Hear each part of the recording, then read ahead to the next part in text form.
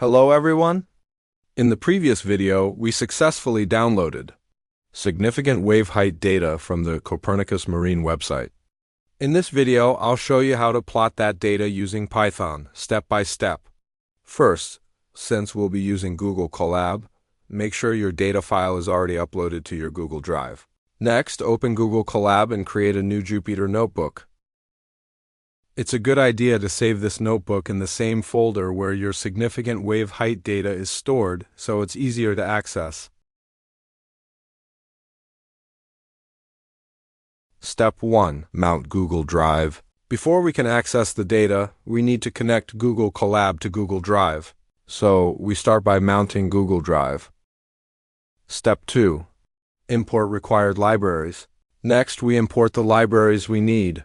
In this tutorial, we will use Xarray to handle the dataset and Matplotlib PyPlot for visualization.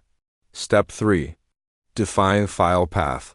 Now, we define a variable called file_path, which contains the full path to the significant wave height data file stored in Google Drive. Step 4. Load the dataset. We load the dataset using Xarray and store it in a variable called ds, which stands for dataset. Step 5. Plot the data. Now comes the interesting part, plotting the data. We can directly plot the dataset using the variable ds. In this case, VHMO is the significant wave height variable.